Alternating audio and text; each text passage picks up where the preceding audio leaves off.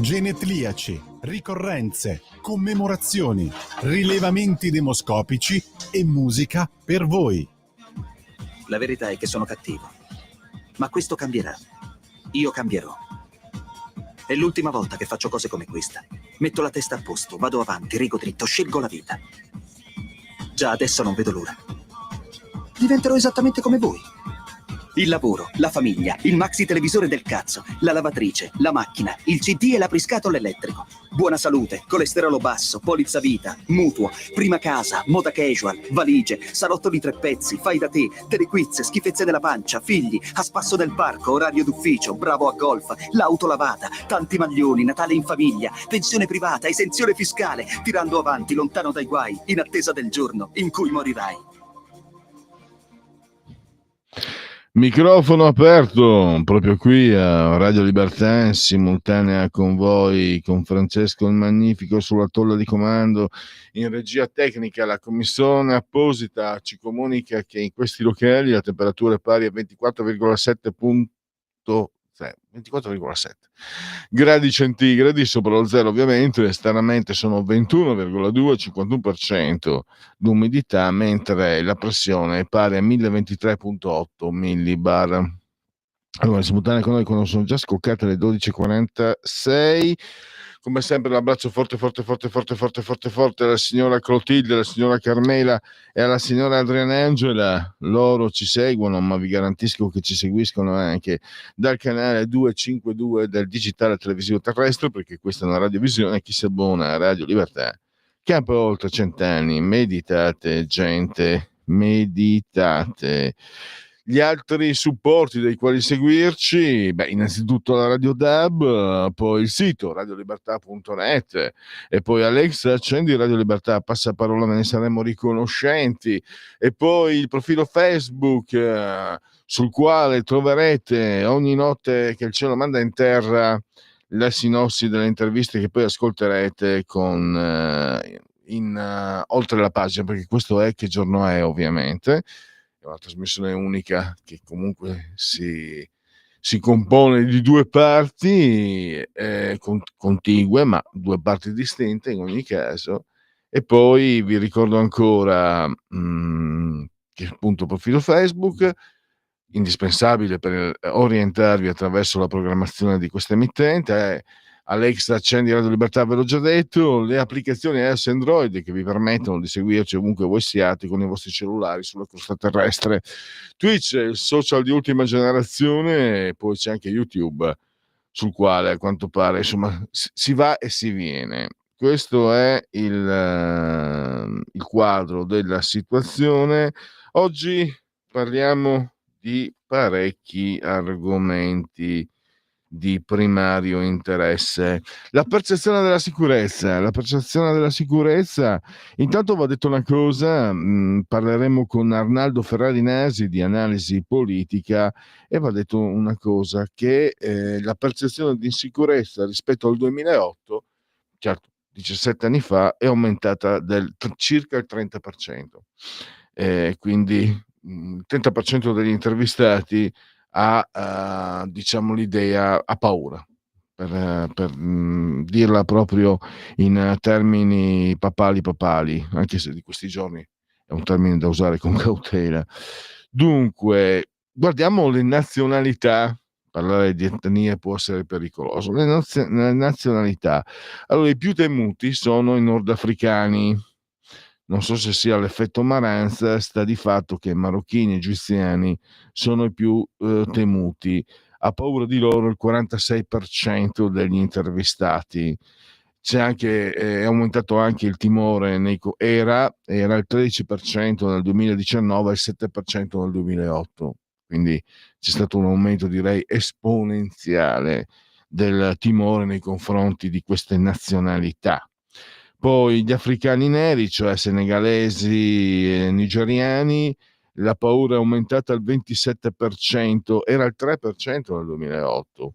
Poi i latinoamericani, anche nei loro confronti è aumentato molto la preoccupazione, 16% adesso, era l'1% nel 2008. Fanno addirittura più paura i cinesi. 6%, era il 3% nel 2008. E poi i brasiliani sono considerati praticamente innocui, l'1% di paura nel 2025 e 0% nel 2028. Anche gli slavi fanno meno paura, la paura nei confronti delle nazionalità slave è diminuita dal 9% del 2008 al 2% di oggi. Insomma, parleremo con Arnaldo Ferrari Nasi per capire come sta cambiando la percezione della sicurezza tra gli italiani, anche nei confronti appunto degli stranieri, delle persone di altra nazionalità che vivono e purtroppo delinquono, va detto anche, lo dicono i numeri reali, delinquono in questo paese. Parleremo di economia con Alberto Bagnai in qui Parlamento. Con lui riscontriamo il valore della stabilità. La stabilità si traduce in valore. Tant'è che osserva Alberto Bagnai, che è responsabile del Dipartimento Economia Lega, che l'FMI, il Fondo Monetario Internazionale, ha rivisto le stime al ribasso nei confronti della Germania 6 volte peggio rispetto all'Italia.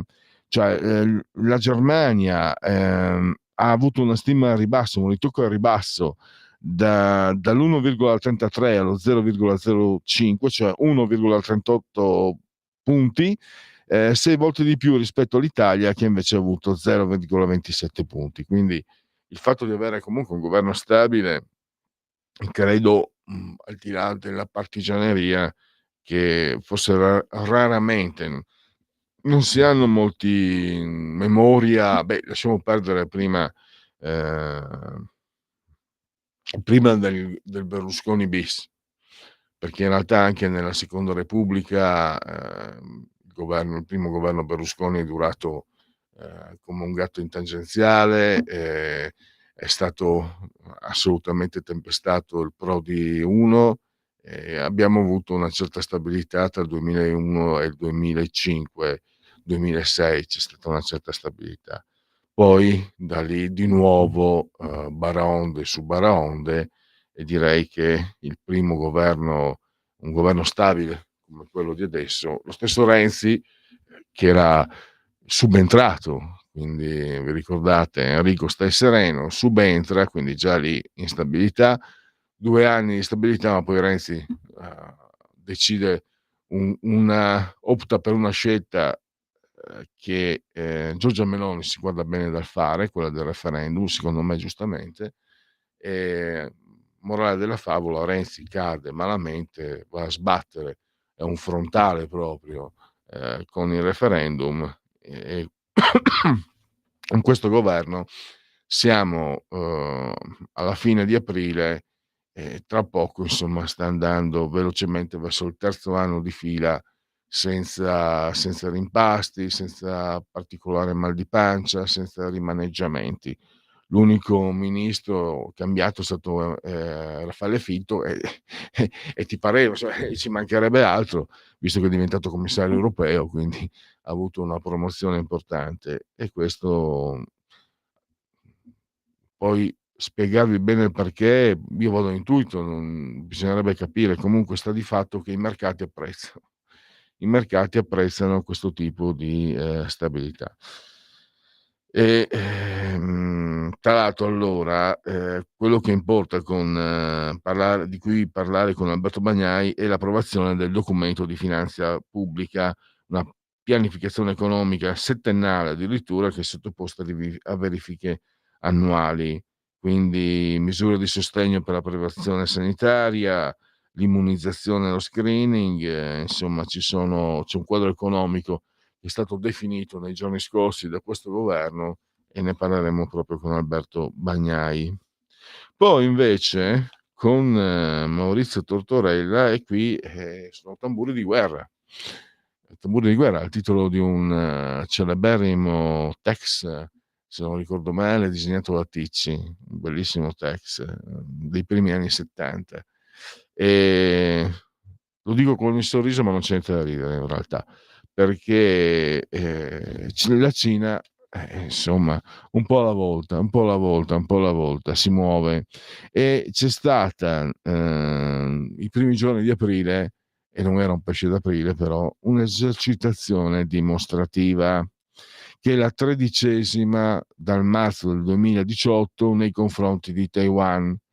Hanno circondato Taiwan con decine di navi, questa volta c'è un salto di qualità.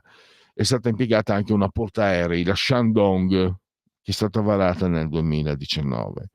Ci sono, diciamo che il torto di Taiwan aver definito la Cina quale forza ostile, così l'ha definita il presidente taiwanese Lai Ching.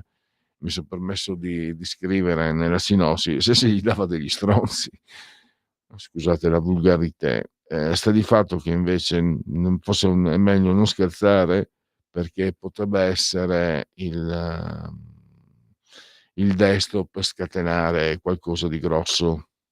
Quindi Pechino si sta allargando sempre di più, ha guadagnato ormai da anni la superiorità nella produzione navale di navi, e quindi pensate che sono anche state viste, sono state anche individuate dei satelliti, e questo ha anche allarmato il Pentagono.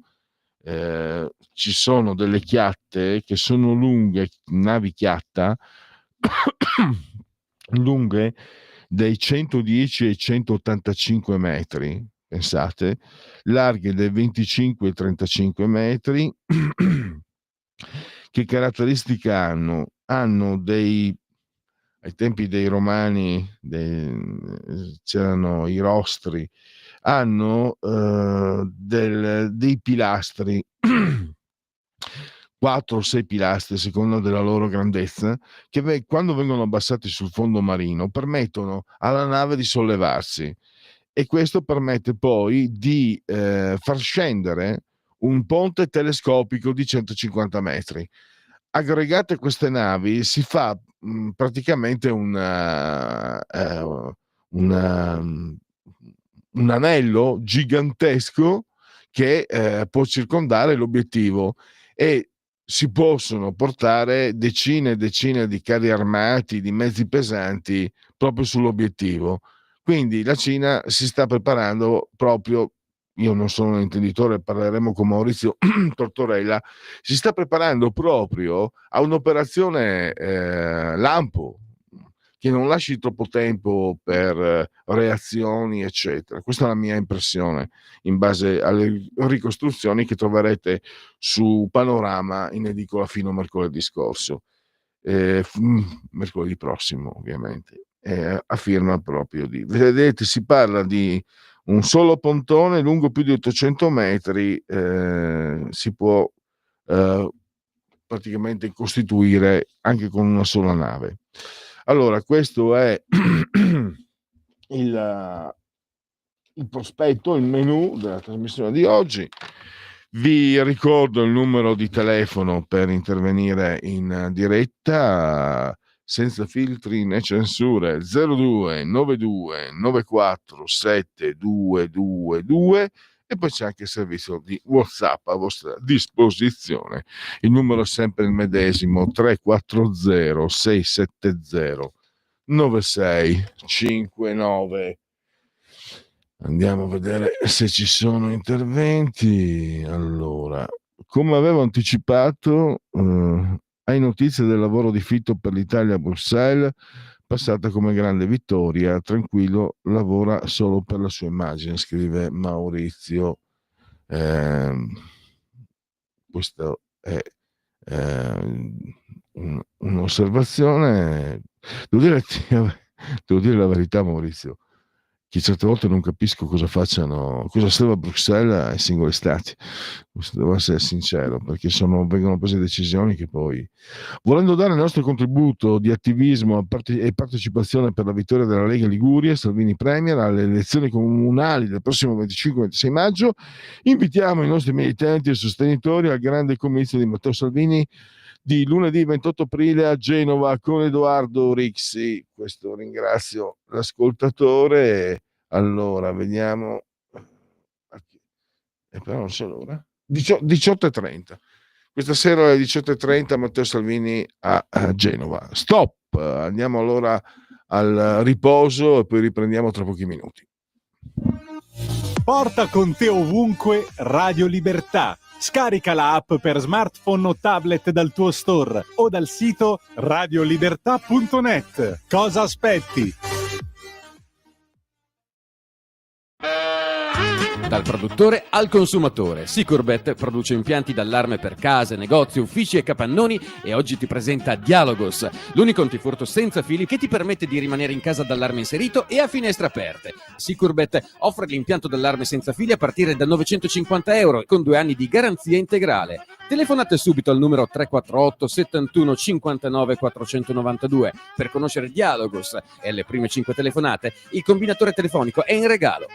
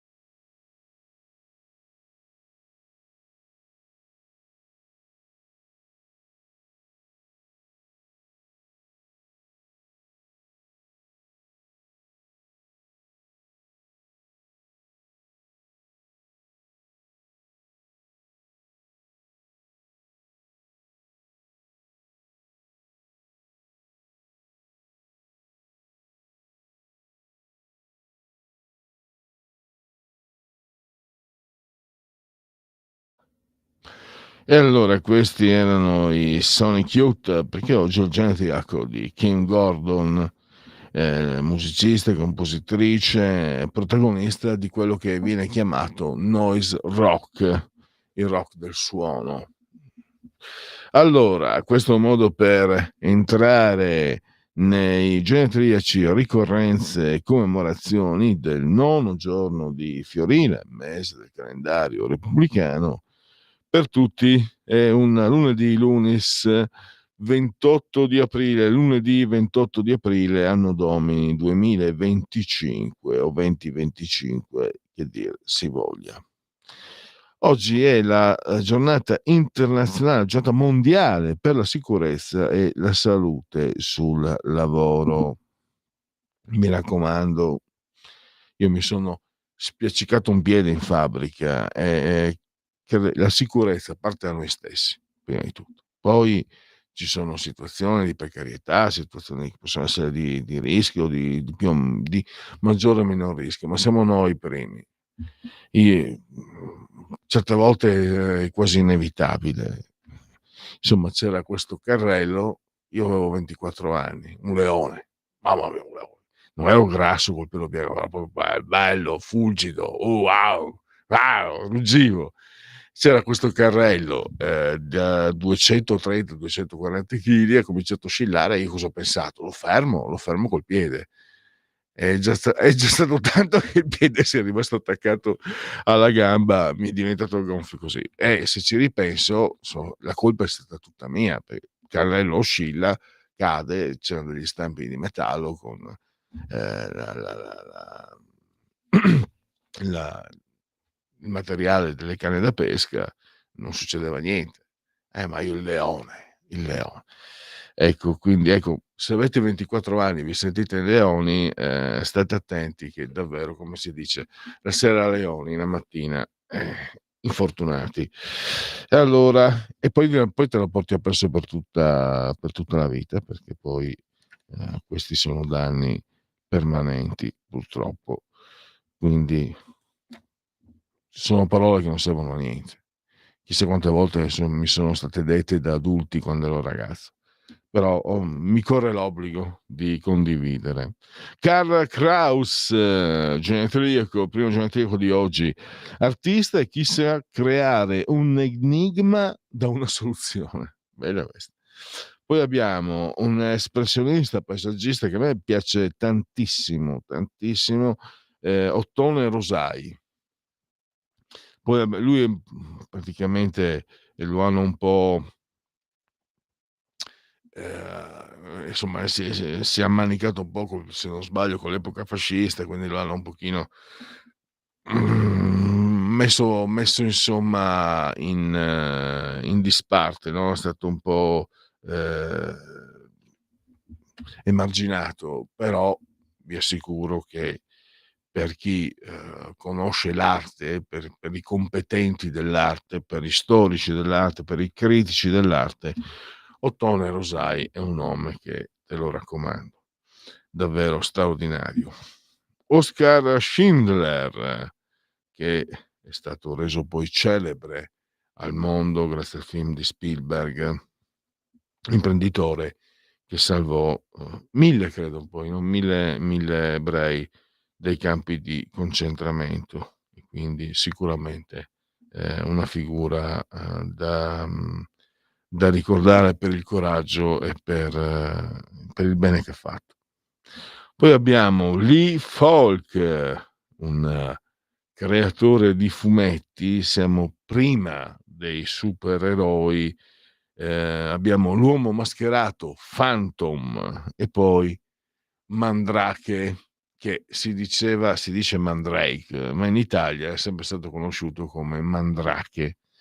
Mandrake è una specie di supereroe perché ha il potere di ipnotizzare, di creare illusionismo, eccetera, mentre l'uomo mascherato, se ve lo ricordate, viene creduto immortale, ma solo perché viene praticamente si scambia ogni generazione, siccome appunto è l'uomo mascherato, Phantom, e in faccia non si vede, quindi lascia in eredità a un discendente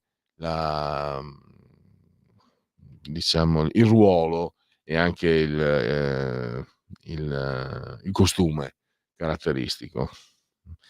Poi è l'uomo mascherato è un fumetto che sicuramente ha ispirato molti altri fumetti successivi, naturalmente. Poi abbiamo un, un dittatore che ha fatto paura, come Saddam Hussein. Il sorriso dello sconfitto è la sconfitta del vincitore, ha detto Saddam Hussein. Poi abbiamo un'attrice famosa svedese, ma ha girato molti film, prima in Italia, poi è diventata non una star, ma molto conosciuta, molto nota negli Stati Uniti. Anne Margaret, che ha detto: sono felice di essere nata donna, così non corro il rischio di prendere moglie. Ho detto Anne Margaret, non l'ho detto io. Poi andiamo con Kim Gordon, ve l'ho già detto, la cantante dei Sonic Youth, che fanno parte della proposta musicale, della musica per voi di oggi. Poi ci sono anche i rilevamenti statistici, i sondaggetti, e ci sono le telefonate, la prima del giorno, la prima della settimana. La parola chi ce l'ha? Pronto? Buongiorno signor Pellegrini. Buongiorno. Allora, signor Pellegrini, pochi giorni fa Luciana Littizzetto, che a me, per dire la verità, non sta simpatica, ha preso in giro, spero solo con benevola ironia, diciamo così, i nostri militari. Credo che sfottere chi al giorno d'oggi lavora per la nostra difesa e per missioni di pace e in tempi passati è morto in missioni di guerra sia molto grave, anche perché se la presunta comica può uscirne con certe affermazioni, lo deve a chi è morto per la nostra democrazia e la nostra libertà, dico io. Tutto qua, io la saluto e buona giornata.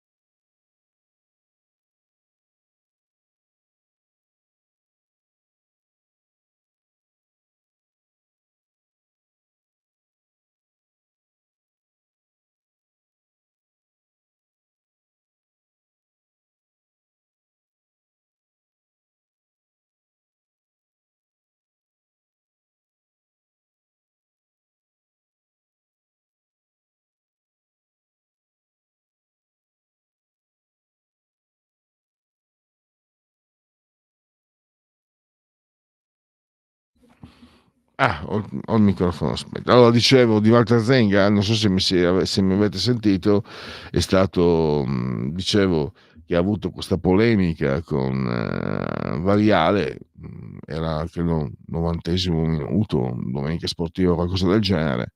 Variale gli rinfacciò l'uscita a vuoto nel mondiale del 90 e lui disse: meglio un'uscita a vuoto che avere a che fare con gente come lei. In realtà è stato per anni il miglior portiere del mondo, riconosciuto da giurie internazionali, ed è stato veramente un portiere formidabile, che forse non ha vinto nella misura del suo valore, ma comunque penso che possa essere contento ugualmente così. Allora, abbiamo poi il genetriaco di Anna Oxa, con la Hoxha, poi italianizzato in Oxa, perché appunto il papà era di origine albanese. Allora, poi abbiamo ancora, visto che è inutile dirlo, ma Walter Zinga è stato una bandiera dell'Inter, abbiamo un altro giocatore che è stato molto amato da noi interisti, il Cholo Diego Simeone, che molti sperano ancora venga ad allenare la beneamata. E pensate, c'è una frase mitica, ma ce ne sono diverse, ma ce n'è una davvero notevole, che dà l'idea del temperamento di questo giocatore. Ringrazio le madri dei miei giocatori per aver messo al mondo figli con 2 palle così. Davvero, insomma, quando lui vinse con l'Atletico Madrid, vinse la Liga spagnola, che non è molto facile, non è molto semplice, dove giocano Real Madrid e Barcellona. Mi ricordo di aver visto in un servizio televisivo le celebrazioni. C'erano le tifose, molto trasversali dal punto di vista dell'età, c'era dalle ragazzine di 15-16 anni alle signore un po' più matronesche, diciamo, 50-60, con loro sono i colchoneros sull'Atletico Madrid, praticamente sono i parenti poveri, colchoneros perché i materassai, e adesso che hanno dei costumi comunque, mi ricordo che avevano proprio letteralmente creato una specie di inno, il ciolo, ciolo, ciolo, questa signora che balla ciolo, ciolo, ciolo, ciolo, ciolo, ciolo. E chi lo tira via più da lì? Infatti credo che prenda qualcosa tipo 20, 22, 23 milioni di contratto, quindi ti saluto, insomma. Poi avete visto che quest'anno è arrivato agli ottavi di Champions e si sono inventati quella cosa paradossale, assurda del rigore annullato, che insomma. Penelope Cruz, restiamo quindi in territori castigliani, la bellissima attrice e modella, ha avuto 4 nomination e anche un Oscar, perché eh, è molto bella, posso dirlo, spero, ma è anche molto, cioè, anche bellezza e bravura non possono andare d'accordo, ma in lei davvero bellezza e bravura si rincorrono. E poi un'altra attrice molto bella e anche brava, però lei non ha avuto nomination, Jessica Alba, anche lei ispanica, il papà è messicano, se non sbaglio, era un pilota messicano. Ha detto Jessica Alba: non reciterò mai nuda, posso essere molto sexy anche vestita. Signora Alba, lei ha ragione, glielo confermo, lei è bellissima anche vestita completamente da capo a piedi, è veramente molto molto bella. E poi chiudiamo quindi con un tris femminile di donne volitive, belle, bravi, caparbie. Abbiamo una concittadina della nostra Sveva che è subentrata e che saluto e che ringrazio come sempre splendidamente sotto il comando di geotecnica, Vittoria De Angelis, romana come te, Sveva, ed è la bassista dei Maneskin, credo sia anche la fondatrice di questo gruppo rock che tanto successo ha avuto. Adesso non so se il cantante che va per i conti suoi, eccetera. E lei si è ispirata lei è una bassista, si è ispirata al meglio che c'era in giro, cioè si è ispirata a Tina Weymouth, che è la bassista dei Talking Heads, considerato. Un mio amico musicista mi diceva, quando eravamo ragazzi, che mi diceva che secondo lui Tina Weymouth era veramente bravissima, era davvero, e quindi Vittorio De Angelis. Mettiamo per qualche minuto di musica per voi e poi lo riprendiamo perché ci sono i rilevamenti demoscopici, i sondaggetti.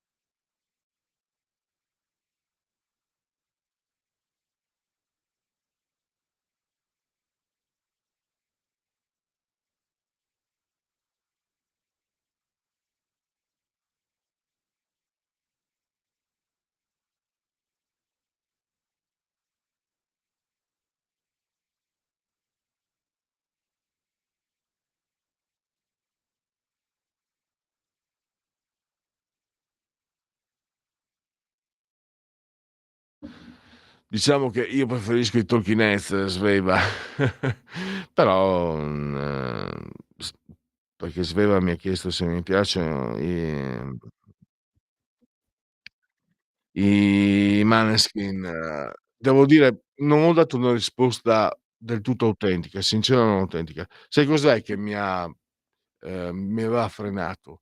Adesso cominciano a piacermi, perché non ne parla più nessuno. C'era stata una bagarre, mamma mia, i nuovi Rolling Stones e cioè, io ho sentito recensioni che li paragonavano, diceva che era il miglior gruppo rock della storia, mamma mia, piano. Devo dire che all'inizio loro sono stati un po', si sono anche fatti un po', diciamo, ehm, a mio parere hanno seguito l'onda, per carità, poi devo dire che hanno saputo distinguersi.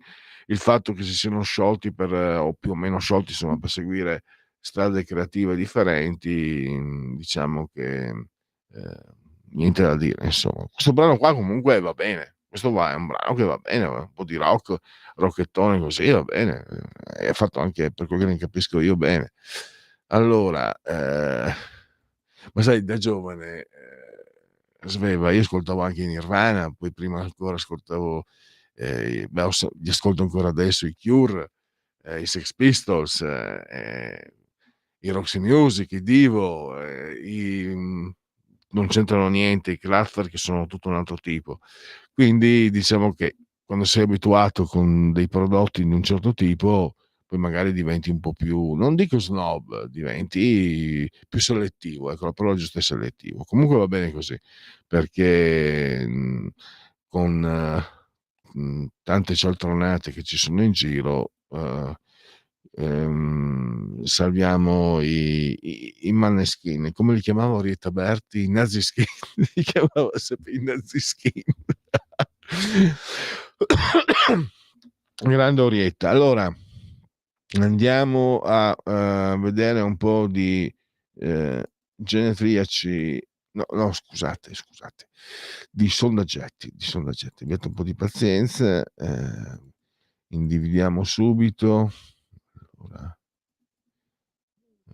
abbiamo, no, allora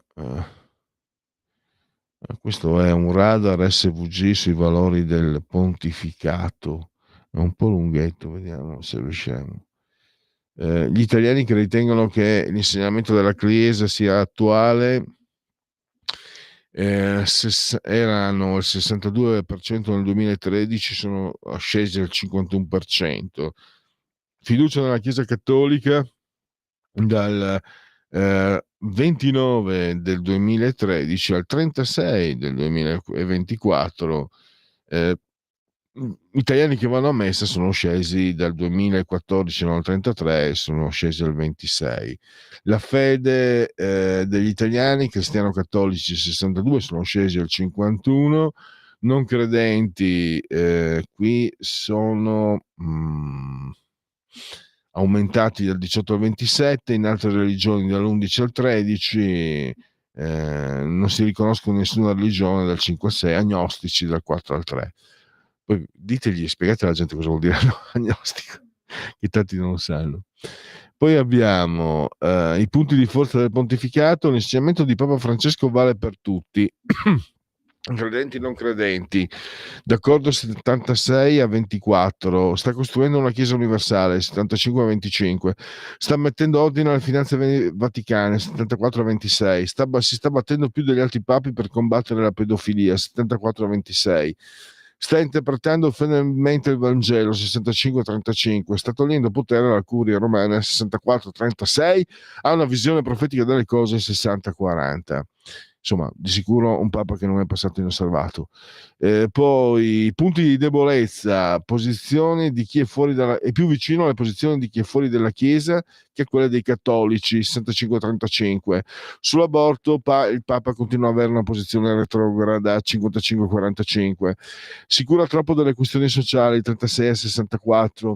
L'apertura verso gli omosessuali non è accettabile 31-69.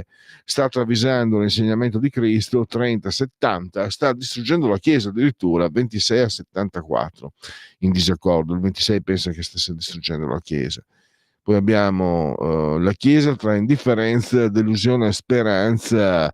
Indifferenza 35, delusione 35, speranza 33, fiducia 19, disgusto 19, rabbia 14, gratitudine 12, timore 7, gioia 5.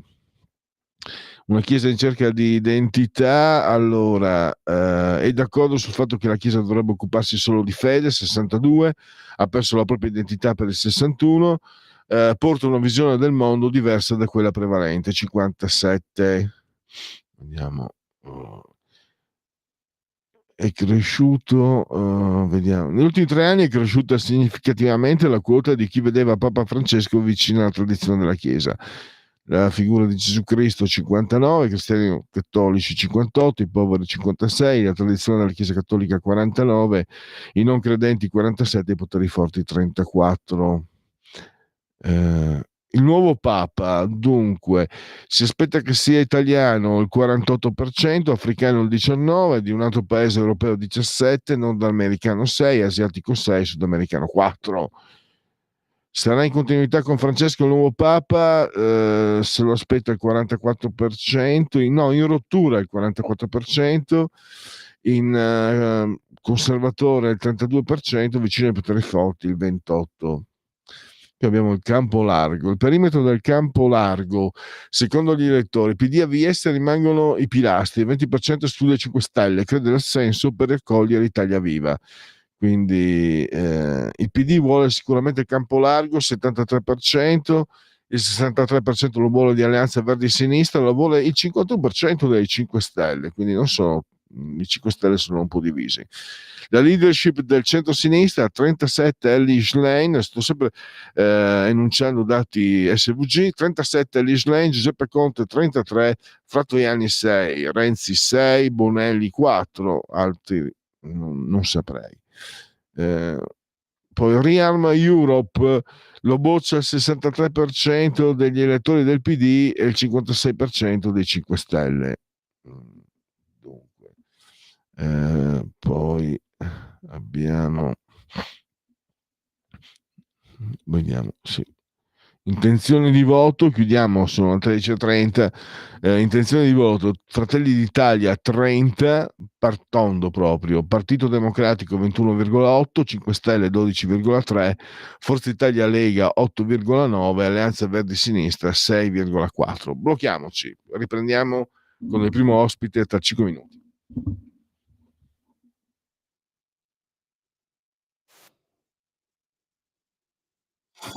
Avete ascoltato Che giorno è? Scegliete la vita. Scegliete un lavoro. Scegliete una carriera. Scegliete la famiglia. Scegliete un maxi televisore del cazzo. Scegliete lavatrici, macchine, lettori CD e apriscatole elettrici.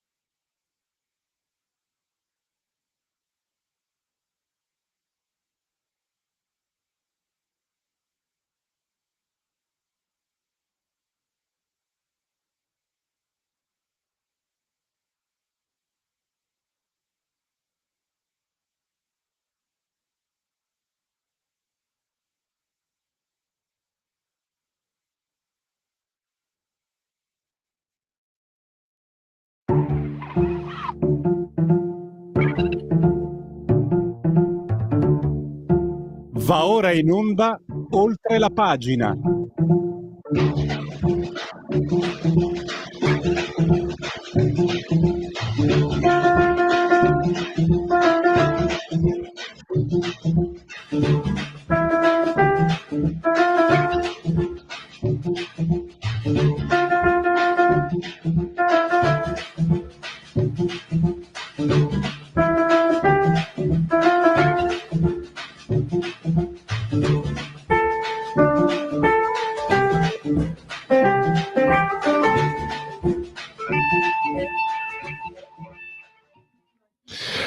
Parliamo allora, come avevo anche anticipato, della percezione della sicurezza, come sta cambiando.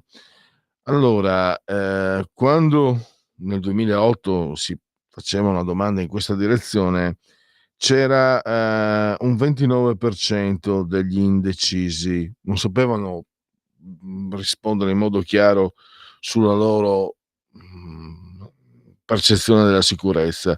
Sono scesi al 21%, quindi vuol dire che sono aumentati, grosso modo, un calcolo un po' spannometrico il mio, del 30% le persone che si sentono meno sicure, grosso modo. È una conclusione un po', diciamo, che si può leggere dai numeri, ma che dimostra comunque quello che sta succedendo. Abbiamo in collegamento, è un ritorno, lo saluto e lo ringrazio, Arnaldo Ferrari Nasi di Analisi Politica, che ha svolto questa inchiesta tra i cittadini italiani. Bentornato, dottor Nasi, grazie per essere qui con noi. Perfetto, benissimo. È andata proprio. Abbiamo fatto centro, naturalmente. Allora, vediamo se riusciamo ad avere il dottor Ferrarinesi al telefono, visto che è appena caduto. Allora, qualche istante. Intanto posso. Allora, non so se mi sente, il dottor Ferrarinesi. Se mi sente, bentornato, grazie per essere qui con noi. Buongiorno, mi sento sì, forte e chiaro. Perfetto, benissimo. Allora, è aumentata la percezione di insicurezza rispetto agli altri sondaggi che Analisi Politica, il suo istituto demoscopico, ha svolto in questi anni. Dal 2008 era il 29, erano diciamo che non davano una risposta sicura, erano indecisi quando si parlava di sicurezza, adesso invece è il 21%. E c'è anche c'è un cambiamento anche preciso nei confronti delle nazionalità che agiscono all'interno dell'Italia, di questo paese.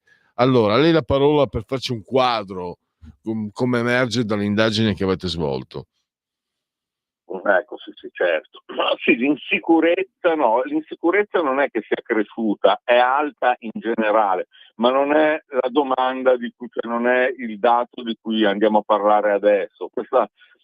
Quindi non lo vede non so a questa domanda, no? Quindi non si preoccupi che la richiesta di sicurezza va oltre l'80%, ma sempre questo, sempre, quindi è veramente un dato sicuro. Ok, questo invece è lo scopo di questa domanda che sono andato a fare, cioè tra queste diverse nazionalità, gruppi etnici che vivono in Italia e di cui normalmente si parla di più a livello di cronaca per questioni di sicurezza, quale teme di più? Ne indichi due di questi gruppi. Allora, io ho messo i nordafricani, facendo l'esempio marocchini e egiziani, africani neri, senegalesi, nigeriani, gli zingari, infatti ho specificato nazionalità ma anche gruppi etnici, Sinti Rom, i rumeni, i latinoamericani di lingua spagnola, quindi escludendo i brasiliani, quindi sto parlando di ecuadoregni, peruviani, questi qua, albanesi, slavi o semislavi, cioè gli ucraini che sono slavi e i moldavi che non sono proprio slavi perché sono mezzi rumeni che non sono slavi, pakistani, cinesi, brasiliani, eccetera. Ok, cosa succede? Il dato è eclatante. I nordafricani nel 2008 valevano, quindi i marocchini egiziani, il 7%. Cioè per noi, se si pensa, nel 2008, quindi 20 anni fa, il marocchino era quello che ci vendeva i tappeti sulla spiaggia, poco più, no? Non c'era il problema grosso, se no magari nelle grosse città che c'era già un po' di più. Nel 2009 13%, nel 2025 46%. Stessa cosa, un po' meno, per gli africani neri subsahariani. 3% nel 2008, nessuno aveva contezza di nessun tipo di problema, 13% 2019 e 27%. Cioè, adesso, cosa vuol dire? Che l'Africa, nel giro di 20 anni, è temuta nella percezione del cittadino italiano dal 10% al 73%, cioè non può non vedersi, cioè chi deve vedere questa cosa non può non vederla, o non la vuole vedere, ma non può non vederla, perché è evidente che è così. Però sai, ci sono anche le notizie positive. I rumeni, gli albanesi, che negli anni 2000 diciamo erano le rapine in villa, ecco, in sintesi, quindi si parlava solo della delinquenza perché erano appena entrati diciamo in Europa, gli albanesi no, però insomma per vicinanza, sì, non c'era più regime comunista da 10 anni, eccetera, e si riversavano tutti qua. Chiaramente chi si riversa qua, come da sempre, come abbiamo fatto noi in America, sono i più disagiati, e cosa fanno i più disagiati? Vanno a rubare. Ma essendo gente che aveva comunque voglia di fare, come siamo stati noi in America, nel giro di 20 anni la paura dei rumeni passa dal 33% all'11%, degli albanesi dal 36% al 9%, cioè fondamentalmente si sono integrati, no? Cioè, il dato dice questo, dice ok, ho iniziato male e poi mi sono dato da fare, ho finito bene, sto finendo bene. Zingari sono più o meno costanti perché sono zingari, quindi partono dal 39, adesso sono al 23, c'è qualcosina, poco, è pochissimo, però un piccolo segnale sui cinesi, i cinesi assolutamente sconosciuti, diciamo dal punto di vista di cronache di microcriminalità o criminalità, nel 2008 arrivano al 6%, è poco, però 2009 4%, 2019 4%, 2025 6%, cioè un leggero trend in crescita, perché sempre di più si vedono anche quelle situazioni di disagio nelle fabbriche di Prato, gente tenuta in schiavitù, anche fra di loro, però insomma inaccettabile per i nostri valori. Diciamo, ultimi di quei latinoamericani, che anche loro sono partiti da zero, arrivano invece al 16%. Lì il problema con loro nelle città o sono le gang che le hanno importate dall'America, o sono l'ubriachetta molesta che finisce sempre in rissa e coltellate, perché via Padova a Milano è così, voglio dire, chissà in quale altre città. Eccoci. E stavo pensando, naturalmente quando si affrontano queste tematiche si rischia sempre di lambire il rischio del razzismo, ma non stiamo parlando di numeri. E proprio nei confronti di chi poi grida al razzismo, questi numeri dicono cose diverse, perché io me lo ricordo bene, la percezione che c'era nei confronti di albanesi e rumeni e come si è cambiata effettivamente. Io mi ricordo, voglio scherzare, mi permetto magari di fare una battuta, nel 2016 gli europei di calcio si giocò Romania-Albania e c'era un meme che faceva molto sorridere perché diceva: questa sera si gioca Romania-Albania, potete lasciare le case aperte perché non correte rischi. Nel 2016 sarà stato razzista, per carità, questa cosa faceva ridere. Oggi diciamo che non verrebbe più percepita come la si percepiva 9 anni fa. E allora viene da chiedere dove ha sbagliato? c'è qualcosa, se gli africani che non erano visti in questo modo nel 2008 e neanche nel 2019, se si ha questa percezione degli africani, forse più che gli africani a sbagliare è stato questo paese, per come li ha trattati, per come ha governato i flussi migratori. Mi viene una risposta che a me piace trovare, ma che mi sembra che non sia poi così confutabile. Quella la risposta che do io. Io le do una risposta che è brutta. Secondo me invece è il contrario, cioè sì, veramente quando si trattano questi temi si rasenta il razzismo, però voglio dire, un chirurgo che ti opera e ti toglie la milza non è un matto col coltello, cioè è uno che ti apre la pancia, perché ecco, noi apriamo certi temi e cerchiamo di comprenderli, diciamo, a livello scientifico, no? Ecco. Quindi affrontiamo questi argomenti e anche se diciamo delle cose che sembreranno brutte, vengono fuori dei dati ed è un'interpretazione. La mia interpretazione è il contrario di quello che diceva lei, cioè se i rumeni e gli albanesi sono riusciti in qualche modo, ma noi italiani per primi, voglio dire, cioè ripeto, gli italiani in America, se guarda il film del Padrino, si sparavano tutti, adesso tutta gente per bene, voglio dire, no? E sono diventati, tra virgolette, nella percezione della gente per bene, gente che ce l'ha fatta, gente che vuole. E gli egiziani, diciamo i nordafricani, no, ma allora non è principalmente un problema nostro, e questa è la cosa brutta da dire, ma principalmente è un problema di, appunto, di nazionalità, etnia, cioè, allora, bisogna dire una roba, le etnie, così come le nazioni, soprattutto sono fatte da persone, no? Allora, perché tu pensi, quando dici quello lì non c'ha voglia di studiare, quello lì è uno svogliato, quello è un testone, oppure quello lì è un bravo ragazzo, eccetera. Se ne metti 10 insieme, 20, 30, eccetera, diventa un'etnia. Non è che siamo tutti così.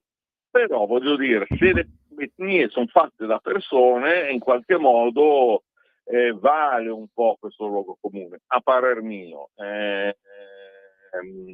E comunque il dato lo confuta, secondo me, perché c'è chi è partito male, come quando uno va a scuola e prende dei 4 al primo trimestre e studia, la sufficienza ci arriva a fine anno. Invece non studia, chi fa casino, chi magari parte bene con un bel voto all'inizio e poi fa casino, sta a sospendere e poi lo bocciano, punto. Le piace questa spiegazione? No, cioè, è molto interessante. Io mi accorgo anche di avere, ricordavo prima quando da giovane, no, fine anni 80, ho trascorso un po' di anni in fabbrica, mi ricordo che dalle mie parti, io vengo da Friuli, incrociavo la mattina, io andavo già in auto a lavorare e c'erano questi ragazzi a piedi africani che andavano in fonderia, che era una fabbrica peggio ancora di quella dove andavo io. E poi li ho visti andare con la bicicletta, poi col motorino e poi con l'auto. Di solito loro compravano Renault 9 o Renault 11, che era di seconda mano. Certo. No, cioè ho visto questi africani integrarsi, crescere, lavorare duramente. Allora la mia idea è che quello che ha detto lei va preso assolutamente in considerazione, non è assolutamente un discorso razzista, però io ho visto anche che se tu metti le persone in una condizione di dignità, di trovare la possibilità di riscattarsi, ho visto che dalle mie parti, insomma, gli africani li ho visti È vero, no, integrarsi. è vero anche questo, cioè, allora è vero, io poi vivo in una città grossa, cioè a Milano, quindi magari a volte mi mentalizzo un po' più sui problemi di quei qua acerbi che insomma effettivamente è colpa nostra, però come puoi nella zona di Brescia, cavolo, gli africani sono tutti in fonderia, nelle fabbriche di tondini, eccetera, si fanno un mazzo tanto, sono assolutamente apprezzati.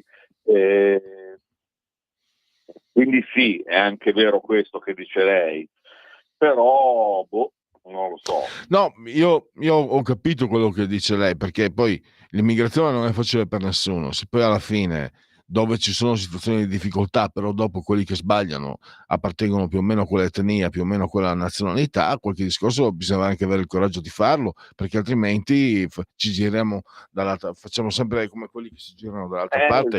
Quindi Esatto. quello che ha detto lei, io sarei sinceramente per l'idea di flussi controllati, far venire le persone magari che abbiano, come era nella legge Bossi-Fini del 2001, erano previsti costi di formazione nelle ambasciate addirittura. Poi è intervenuta la sinistra, sono intervenuti i giudici, hanno stravolto quella legge e adesso dicono ancora che è colpa della legge Bossi-Fini se ci sono certe situazioni. Vabbè, questo è un discorso da parte mia, di parte. Io so che, per esempio, è morto l'altro giorno una persona che io ho avuto la gioia di conoscere, fantastica, come Giancarlo Gentilini. Giancarlo Gentilini magari aveva dichiarazioni molto urticanti, ma nel comportamento vero era rispettato dagli immigrati. Perché? Perché lui non faceva distinzione tra italiani e immigrati, lui era un po' manicheo, se vogliamo, faceva distinzione tra onesti e disonesti. Chi si comportava male per lui era sbagliato. Ma pensa un po', pensa che strano. Morale della favola, siccome io l'ho visto al lavoro, l'ho visto all'opera, l'ho conosciuto, era stimato dagli immigrati. Quindi, e lì a Treviso l'immigrazione non è un problema, ce ne sono tanti. Quindi per questo ho questo specie di pregiudizio. Se si governa l'immigrazione non è un problema. Se la si sa governare, se la si vuole governare con serietà. Sono d'accordo, anzi io sono uso a fare, anzi prima la facevo anche nei sondaggi, perché adesso la voglio riproporre, no? Ci sono i famosi slogan, no? L'Italia agli italiani, no? Il classico slogan di una destra populista che secondo me non ragiona, perché sono degli italiani di etici, no? Anche. L'Italia a chi la vuole, che è il classico slogan della sinistra, no ragazzi, cioè, tutti quanti no, vorrei, cioè il passaporto dell'UE, oppure l'Italia a chi la merita, cioè quello che penso io, è questa è la mia opinione personale, Quindi, l'Italia a chi la merita, cioè giustamente a chi si dà da fare, no? È ovvio che poi la politica, la struttura dello Stato deve controllare, fare in modo che le cose funzionino, però secondo me questo è insomma, la mia visione è questa, personale, al di là dei dati. Assolutamente. Mancherebbe, dottor Ferrarinesi, gli italiani, quanto fanno paura gli italiani agli italiani. Veramente, no, veramente lo metto. Beh, no, allora sarebbe da fare una domanda del tipo: secondo lei chi ci dà da fare di più nella vita? No? Allora e metti un po' di categorie e ci metti anche i nostri giovani. Mamma mia, non voglio vedere il risultato. Cioè, io ho esperienza di tanti giovani in gamba, ma anche di tante. Io prendo gli stagiste dall'università, gente molto in gamba, però insomma arriva anche dalla gente che non ce n'ha veramente voglia, no? Che non meriterebbe neanche di andare a lavorare un lavoro manuale, dove verrebbe sopravanzato da un immigrato serio che invece ne ha voglia. Solo che se questi aspettano che la nonna muoia, ereditano la casa, la mettono a bed and breakfast e campano uguale, ecco. Perché poi va a finire così per tanti dei nostri giovani. Lì diciamo che ci sono anche, a dire la verità, dati che confermano, non confutano, apparentemente potrebbero confutare quello che ha detto, in realtà lo confermano, che sono in aumento esponenziale il numero di italiani che se ne vanno all'estero, che molti sono laureati, purtroppo diciamo, questo è un problema che esula da ciò di cui stiamo parlando, ma ne approfitto anche di parlarne con una persona come lei, il dottor Ferrari Nasi, che abbiamo, io li ho anche conosciuti, li ho visti, li ho conosciuti di persona, alcuni erano magari figli di amici o parenti, eccetera. I giovani ragazzi laureati, volonterosi, seri, in gamba. Ai nostri tempi siamo più o meno, siamo due boomers, no? Ai nostri Certo. tempi la possibilità ce l'avevi, l'ho avuta persino io, l'ho avuta, figuriamoci. Non sto dicendo, i malnati, i raccomandati, i fannulloni, i disgraziati, eccetera, sono sempre stati, ma c'era comunque una specie di istinto di autoconservazione di questa società che permetteva grosso modo a chi aveva voglia di fare di trovare la propria occasione. Adesso quello che io vedo, e mi confronto con i miei coetanei, e vedo che non è una questione di era meglio prima, non è, ho capito che 30 anni fa io non avevo la panza e avevo il capello bruno e non bianco, ma non è quello, è che si vedeva, si percepiva l'idea che il merito aveva ancora un diritto di cittadinanza in questo paese. Adesso vedo che sta diventando sempre peggio, sta scomparendo, e me lo attesta questi numeri di ragazzi laureati in gamba, ma anche se non sono laureati, cioè di ragazzi in gamba che sanno lavorare, eccetera, dicono no, in Italia non ci sto, non mi faccio sfruttare, non mi faccio prendere in giro in questo paese, perché magari poi il lavoro lo trovano, ma se io mi sono laureato in ingegneria, 5 anni durissimi, impianti 1 e 2, eccetera, e poi mi danno 1.000 euro, magari anche 10 euro Ma al non ti giorno, dico, danno mi prendono in 1000 giro. euro, non ti danno 1000. Ma io cioè, voglio dire, in Italia praticamente tutti i lavori sono a contratto, cioè soprattutto insomma, quelli qualificati, cioè, non lo so, io ecco, vabbè, ok, mi danno poco, diciamo, quindi vado a lavorare all'estero, sì, però allora, siccome mi sono laureato al Politecnico di Milano, che è un'eccellenza mondiale e in cui la retta costa meno di 2000 euro, mentre se vado a fare la stessa roba in Inghilterra o in università privata pago fior di quattrini, rimborso lo Stato, perché siamo noi che con le nostre tasse abbiamo fortunatamente questo sistema di istruzione pubblico ottimo a basso prezzo. Allora tu non puoi sfruttare la scuola pagata l'università pagata da noi italiani e poi andare subito all'estero a lavorare, perché tanti medici fanno così, tanti, non dico, c'è anche l'occasione mancata, allora va bene. Però tanti, io ho mia figlia in università adesso, partono già con questa idea, io mi laureo e vado in Olanda, lei fa statistica, vado in Olanda, ti laurea alla Sapienza, la retta costa 2000 euro, se sei fuori sede, la regione Lazio ti paga tutta la mensa e ti danno i soldi pure per l'alloggio, una parte di soldi per l'alloggio, veramente non costa un tubo, hai capito? In una università d'eccellenza, tu come sei laureato vai in Olanda e allora ripaghi lo Stato, cioè, per quello che ha speso per te. No, questo no, è giusto mettere insieme più dati possibili, perché io poi come nelle forze armate, cioè tutti facevano, cioè tutti, insomma, i piloti, chiaro che venivano addestrati e questi poi andavano a lavorare all'Italia. L'aviazione gli faceva 14 anni di fermo obbligatorio. Allora, io ripago l'investimento che ho fatto con te a 35 anni, se vuoi vai all'Italia, no? O insomma chi per essa nel privato. Prima servi lo Stato che cazzo ha speso un mucchio di soldi.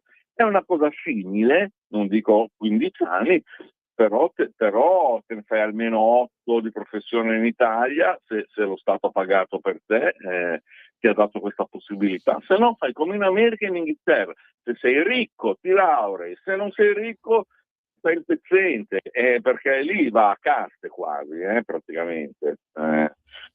Costa $110.000 all'anno le università.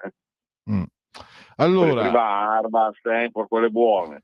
Noi il Politecnico costa 2000 euro la retta, 2000 euro, non è niente.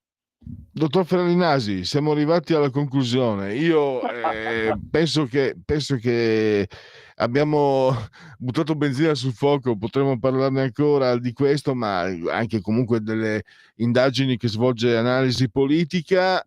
Grazie ancora, a risentirci presto. Ne ho fatta una oggi, l'ho mandata fuori oggi sui cattolici, vado a vedere. Questa mi interessa. Allora ci risentiamo nei prossimi giorni. Grazie. Salve. Allora, sono alle 14, ci sono in coda, mi dice Sveva, 2 telefonate, anzi una sola, abbiamo pochissimo tempo, quindi chiedo la brevità a chi interviene. Pronto? Pronto, sì, buongiorno, sono Daniele da Roma. Per la questione dei cervelli che vanno all'estero, che sono liberissimi di farlo, la si risolverebbe in un modo molto semplice. Basta mettere una regola che se tu fai l'università in Italia, pagata in piccola parte da te, in gran parte dai contribuenti, quando hai preso la tua bella laurea, per 10 anni tu non puoi andare all'estero a lavorare, altrimenti rimborsi puoi andartene, sei libero di andartene, rimborsi all'università tutti i soldi che sei costato. Non ci vuole molto, basta trovare un inchittino da poco, però bisogna avere il coraggio e la forza di sostenere queste cose. Grazie, buona giornata e viva la Lega. Grazie. Adesso non so se c'è un'ultimissimissima telefonata in coda o se andiamo all'intervallo verso oltre. No, facciamo l'intervallo e poi abbiamo una telefonata e poi abbiamo qui Parlamento con Alberto Bagnai. Coming Soon Radio, quotidiano di informazione cinematografica. Cosa vuoi? Sono io. Tuo fratello? Non l'hai capito dal tono della mia voce che questo lo so. Mi devi aiutare. Voglio sapere chi ha ucciso Ray King. Faccio quello che voglio quando voglio. Chi è armato è coccolato. Forse ho colpito troppo forte. Sei pronto? Sì. È una cosa di famiglia. The Accountant 2, dal 24 aprile al cinema. In fondo alla strada c'è un posto, fermo nel tempo. La morte segna una nuova notte in cui nuovi orrori ti attendono. Non fatelo entrare! L'unica via di fuga è sopravvivere fino all'alba. Che cos'è? Until Dawn, fino all'alba. Non abbiamo più eroi affidabili, ma abbiamo ancora bisogno di protezione. Vi presento un eroe invincibile, più forte della somma di tutti gli Avengers e che presto sarà conosciuto come l'eroe più potente del mondo. Perché un dio dovrebbe prendere ordini da qualcuno? È ora di mostrarti ciò di cui sono capace. Sentry ha perso il controllo, è pericoloso. Gli Avengers non ci sono, nessun altro potrà salvare il mondo. Potremmo essere noi a salvarlo. Aspetta, noi? Sì, voi. Perché avete altri impegni? Io lo amo. Bucky, hai le persone sbagliate. Tutti qui hanno fatto cose orribili. Potete cambiare qualcosa adesso o conviverci per sempre. Essere un eroe. Salvare le persone nelle strade. Non c'è vocazione più grande. Ragazzi, finita la terapia? Facciamolo. Forse non vedete quello che vedo io. Ma questo team ha tutto per raggiungere la gloria. È inutile combattere. Voi non siete gli eroi più potenti del mondo. No? Noi siamo i Thunderbolts! Kate Blanchett e Michael Fassbender in una vincente spy thriller. Uccideresti per me, George? Farei qualsiasi cosa per te. Dal regista Steven Soderbergh. C'è una violazione. Chi è il sospettato? Tua moglie. Black Bag, doppio gioco, dal 30 aprile al cinema. Dal regista premio Oscar Mel Gibson. Agente Harris, le piace volare? Mark Wahlberg. Mai avuto un federale come passeggero? Mayday, Mayday, il pilota è un sicario. Un thriller adrenalinico. No, alzati maledetto! Siamo fottuti! Vi serve un pilota? Flight Risk, trappola ad alta quota. Dall'8 maggio al cinema.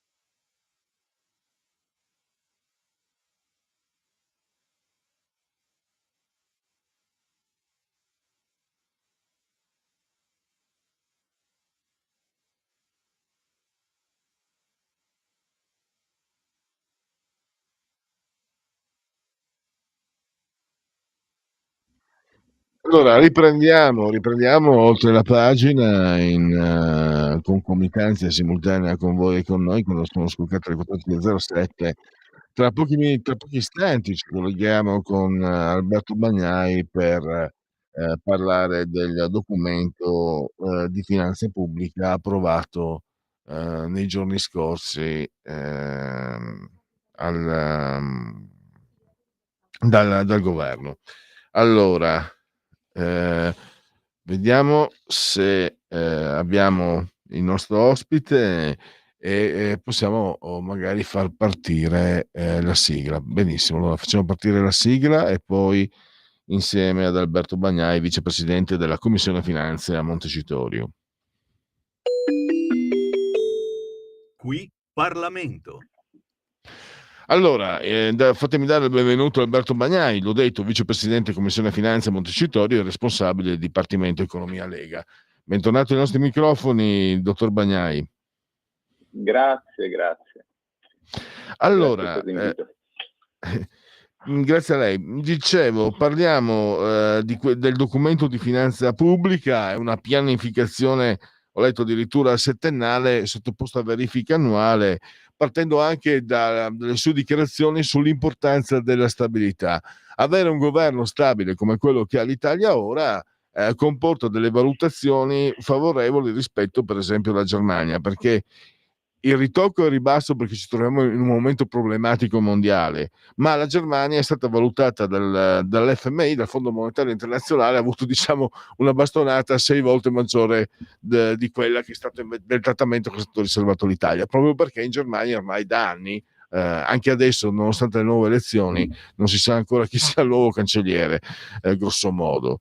Partiamo da queste considerazioni anche appunto per fare una panoramica su quello che ci aspetta economicamente nel prossimo futuro.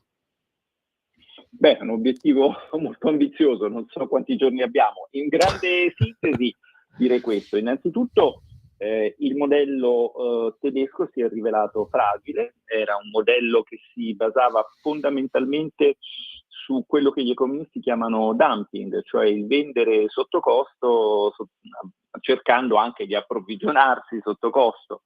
Il mito della superiore produttività tedesca, perché la Germania sarebbe fatta di grandi imprese che resistono quando arrivano le recessioni, è stato completamente sgretolato. Il paese che ha resistito meglio alla combo pandemia, crisi energetica, guerra è l'Italia, perché, e questo significa che il nostro è un paese che ha un modello imprenditoriale e industriale sano. La stabilità piace oggettivamente ai mercati finanziari e anche qui è chiaro che mentre in Germania ma in generale nell'Europa, i partiti che hanno proposto l'agenda green, che è fondamentalmente un'agenda di decrescita, di deindustrializzazione, non necessariamente, ma per come è stata proposta, ovviamente sono stati puniti dagli elettori. Noi qui abbiamo sempre avuto, soprattutto la Lega ha sempre avuto, anche nelle sedi europee, un atteggiamento critico. I fatti ci stanno dando ragione, dell'agenda green non si parla più e chiaramente il nostro governo è stato premiato da questo e da altre cose. Allora capite, per i mercati, e qui chiudo, per chi detiene i titoli del debito è importante avere chiarezza su quali linee politiche voglia intraprendere un governo. Poi si può ragionare su che cosa sia la stabilità. Per me erano stabili anche i governi italiani degli anni '80, paradossalmente, su questo si potrebbe discutere, ma noi ci abbiamo ad avere un governo di legislatura. Questo è un segnale che all'estero capiscono, è importante che stiamo riuscendo a darlo. Volevo capire, la questione, se ne è parlato tanto, adesso forse sta rientrando, dei dazi, che ha portato una fibrillazione a livello mondiale, dicono i numeri, eccetera. Pare qualcosa stia rientrando, il fatto che abbia procrastinato l'adozione dei dazi di 90 giorni Trump, eccetera, ha fatto dire viva le borse, eccetera. Dottor Bagnai, mi dica la sua. Ma allora, i numeri secondo me in questa fase dicono poco. È più interessante vedere quali sono state le dichiarazioni dei governi americani negli ultimi 15 anni. Cioè, se noi andiamo indietro al G20, pensi un po', dell'ottobre del 2010, quindi c'era... Scusi, devo schiarirmi un attimo la voce, a beneficio degli ascoltatori. C'era Obama e c'era Geithner. Il messaggio che Geithner portò al G20 era un messaggio: bisogna farla finita con questi massicci squilibri nel commercio estero con paesi che si propongono come potenze esportatrici, e quindi dall'altra parte ci sono potenze importatrici che vedono avanzare la deindustrializzazione in casa propria, perché se acquistano i beni degli altri non li fabbricano a casa loro. Tipicamente gli Stati Uniti sono in questa condizione.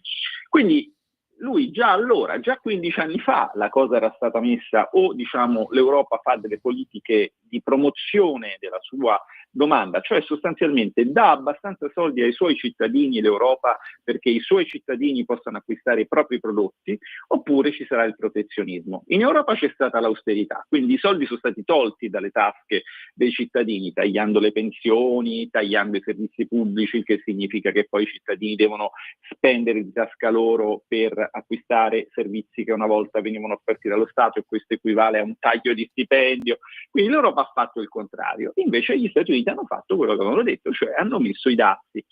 È stata una catastrofe? Allora, le stime macroeconomiche che abbiamo davano degli impatti dei dazi sostanzialmente molto contenuti, meno 0,2, meno 0,4 di crescita. Noi siamo passati attraverso un meno 8% di crescita, cioè qualche cosa di parecchi ordini di grandezza superiore, no? A meno 0,2. e non mi pare 40 volte peggio di recessione, siamo sopravvissuti. Con questo io non voglio banalizzare, perché poi l'impatto del dazio è molto settoriale, colpisce alcuni settori e non colpisce altri. È ovviamente meglio, sarebbe ovviamente meglio se si ricomponessero gli squilibri, ma per questo bisognerebbe avere un'Unione Europea che finalmente cambi marcia, e anche su questo il nostro governo si sta impegnando in quelle sedi. Professore, allora ne approfitto, una domanda molto, molto demagogica la mia, ma molto sentita. Allora, lei è un economista ed è politico, quindi la persona più indicata. È stato reso noto da un documento sul sito del Sole 24 Ore un anno e mezzo fa che l'ingresso dell'euro da parte dell'Italia è stato pagato dai salariati, cioè tenere basso il salario del lavoratore italiano per permettere all'Italia di vendere le proprie merci per, diciamo, pagare il debito pubblico. La sostanza è che il lavoratore ha pagato, e adesso molti si stupiscono perché il potere d'acquisto dei salariati italiani è basso, è quello che cresce, anzi è l'unico che è diminuito addirittura. Allora, questo è assodato. Mi viene voglia cioè, è una domanda proprio che sorge spontanea: ma chi paga? Cioè, l'abbiamo pagata solo noi cittadini questa cosa qua, i dirigenti, i giornalisti, tutti quelli che hanno ululato l'euro. Lei lo sa, era intervistato dal mio collega Roberto Ortelli quando eravamo a Radio Padania e diceva già queste cose in anticipo sui tempi, quindi mi scuso se dico cose che lei diceva in tempi lontani, però chi paga? Ci pagherà qualcuno prima o poi in questo paese? Abbiamo pagato solo noi con il nostro diminuito potere d'acquisto, noi cittadini. Ma allora, innanzitutto, quando una scelta è politica, la responsabilità è politica, e il responsabile politico di queste scelte, cioè il PD, in questo momento è all'opposizione, quindi, diciamo così, il suo prezzo lo ha pagato. Io sono un professore di politica economica che è entrato in politica, è stato coinvolto dalla Lega, cosa di cui sono particolarmente fiero e di cui cerco di rendermi meritevole ogni giorno, perché ha parlato di economia dicendo, appunto, come ricordava lei, nel 2011 le cose che dice Draghi nel 2025. Il problema è che Draghi, diciamo così, nel 2011 diceva altre cose, mandava, forte della sua autorità come presidente della BCE, delle lettere in cui chiedeva ai governi esattamente di fare politiche di contenimento delle pensioni, dei salari, chiedeva il Jobs Act in quella lettera, chiedeva l'abolizione delle province, quindi il disastro degli edifici scolastici e delle strade provinciali, chiedeva tutte queste cose qua. Adesso pare che ci abbia ripensato. E chi ha pagato? Ma hanno pagato in realtà un po' tutti, nel senso che il sistema Italia è stato pesantemente penalizzato. Ora, quando succede questa cosa, quando c'è un arretramento, un'aggressione economica di questo tipo a un paese, sì, naturalmente succede che alcuni, pochissimi, poche decine di persone diventino magari molto molto più ricche, ma alla fine poi non puoi essere più di tanto ricco in un paese povero. Infatti poi questi qui sono degli apolidi, se ne vanno in Svizzera, se ne vanno a Monaco, se ne vanno alle Cayman, ma per tutti gli altri, compresa la classe media, non ha senso secondo me parlare di aggressione ai salari in particolare. Ricordate che l'aggressione che c'è stata, che sì, si è rivolta naturalmente ai salari, e lo scopo non era di pagare il debito pubblico, ma rendere più basso il prezzo delle merci da esportare affinché noi incamerassimo più euro con cui ripagare il nostro debito verso l'estero, verso le banche tedesche e francesi, e quel debito lo abbiamo ripagato. Ora siamo in posizione attiva finanziariamente nei riguardi dell'estero, ma tutti i redditi sono stati coinvolti, perché anche i professionisti avranno sperimentato che, come dire, i loro clienti erano meno liquidi, anche le aziende avranno sperimentato che i loro fatturati calavano, perché in un sistema economico si è tutti connessi, quindi l'aggressione a un ceto come, non so, quello dei pensionati, quello dei dipendenti pubblici, poi si scatena delle reazioni che colpiscono un pochino tutti. Adesso stiamo invertendo la rotta, questo si può dire, cioè abbiamo in questo momento il potere d'acquisto delle famiglie in crescita, abbiamo l'occupazione in crescita, si poteva fare di più, forse. Tenga sempre presente che però con il debito pubblico in questo caso ci vuole, ereditato dal passato, come ha detto anche il collega Borghi nella sua dichiarazione di voto in Senato, 100 punti di spread in meno che noi abbiamo rispetto a quelli che aveva Draghi significano 30 miliardi di euro liberati o liberabili potenzialmente per investimenti nel settore produttivo e a sostegno delle famiglie. Quindi una politica fiscale più aggressiva magari avrebbe dato maggiori risultati adesso, però bisogna sempre camminare su questo crinale finché abbiamo regole e banca centrale che funzionano in un certo modo, perché il problema è quello, come dico sempre io, l'euro tornerà di moda. Vede, indirettamente ne parla perfino Draghi, non ancora direttamente, ma presto sono convinto che lo farà. Abbiamo terminato il tempo a disposizione, io libero i suoi impegni. Alberto Bagnai, vicepresidente della Commissione Finanze e responsabile del Dipartimento Economia Lega. Grazie, a risentirci a presto. A presto, grazie a voi.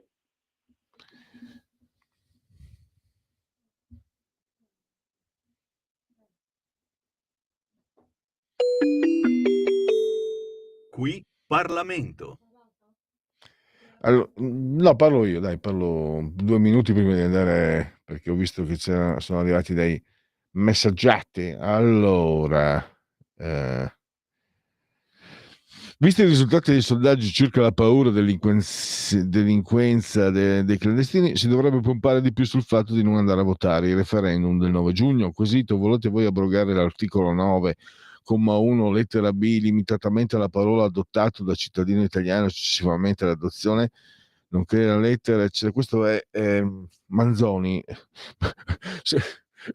Io non mi ricordo di Lazzarone, che sono il mio mestiere. Comunque io sono sempre un po' il referendum sulla cittadinanza, e appunto dice che bisognerebbe pompare per non andare a votare. Ovviamente sono assolutamente d'accordo con lui. Poi io non lo so, francamente, pensando di adottare una strategia di comunicazione, non spetta a me, ma dico, visto che comunque anche all'interno della trasmissione che conduco, non so francamente se sia più utile non parlarne proprio, perché mi sembra che non ne parli nessuno, o parlarne per confutare questi quesiti. E ecco, decisamente più piacevole Zenga da giovane, mio compagno alle superiori, e anni dopo, quando prese casa in via Turati, era mio cliente. Valterone Zenga, compagno di classe del nostro Manzoni, ascoltatore fedelissimo. E poi ecco qua, mi manda il decreto legge 28 marzo 2025, normativa disposizioni urgenti in materia di cittadinanza. Quindi Manzoni mi sembra di aver capito, lui è favorevole a parlarne per dire alle persone di non andare a votare, per spiegare quanto possa essere pericoloso questo referendum. Dammi tempo ancora per pensarci, intanto grazie. Secondo me Trump dice: tu cosa fai qui? Torna al banco. Ciao Mario. Fa chiaramente il faccia a faccia storico ormai, no? Quella foto è diventata iconica, di Trump e Zelensky. E poi, a proposito di merito, potresti proprio fare una trasmissione sul merito a 360 gradi, perché mi sembra che in Italia sia scomparso per lasciare solo spazio alle raccomandazioni, amicizie, figli di, eccetera, eccetera, scrive Luigi da Treviso. Ma io credo, Luigi, una certa età ormai, ci sono sempre stati raccomandati, eccetera, eccetera, eccetera. Mi sembra che però questa società, il tessuto sociale italiano, abbia consumato gli spazi di autoconservazione, quel principio di autoconservazione che ti dovrebbe lasciare, che dovrebbe far sì che ci sia, se non altro, una corrente, una corsia per il merito, per avere persone che poi sappiano quello che fanno. Lì ho paura che sia stato esaurito. Poi sai cosa faccio? Se ora anche oggi ancora non l'ho letto, te lo leggiamo, vediamo, te lo leggo. Allora, perché Vi sono distacchi dal mondo che ci invadono all'improvviso come brezze mortali, quando i saggi sembrano poveri scoiattoli e i santi professori falliti. Poi ho fatto un messaggio lungo, questo immagino sia Stefano dal Brembo. Allora, grazie Sveva, grazie Radio, grazie ascoltatori, grazie alla Libertà, grazie Matteo, un bacio a Genova stasera tonight. E poi lo disse la Iervolino passando da Brescia che abbiamo una percezione dell'insicurezza troppo alta e bisognava assopirla, anestetizzarla. Gian da Brescia. Poi buon lunedì a te da Antonio. Perdere chi non conosce il rispetto è un grandissimo guadagno. Questa è una massima di Totò, Antonio De Curtis, animamente. Direi che condivido, grazie ad Antonio. E poi vediamo se ancora cerca di recuperare Rinaldi, vorrei sentire i suoi pareri, grazie. E questo è Maurizio. E poi abbiamo ancora due messaggi. Alessandro Colli su Instagram, ma qui non riesco ad aprire. Milano 100.000 euro per sistemare gli allacci abusivi di un campo rom. Ecco la genialata dell'amministrazione Sala. Alessandro Morelli, a Milano il comune ha stanziato 800.000 euro. Grazie anche a questo ascoltatore per questa notizia che veramente fa girare le scatole. Allora, breve intervallo musicale, poi andiamo a chiudere questo spazio con Segui la Lega.